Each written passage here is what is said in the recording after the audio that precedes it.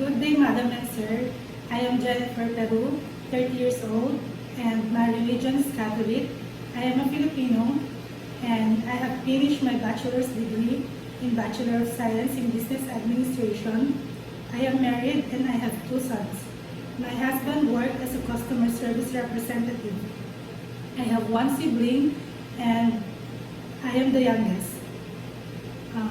I have a 2 years work experience as a domestic helper here in the Philippines, and my main duties and responsibilities are cooking, cleaning, and gardening, taking care of elderly, and taking care of kids, sometimes taking care of pets, and sometimes car washing. I love I love taking care of children by giving them healthy and nutritious foods, reading them a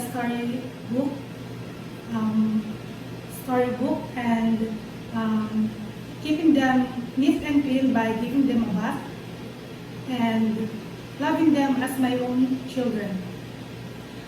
Madam and Sir, I believe my good characteristics is that I am responsible, I am loyal, honest, hardworking, and I am trustworthy.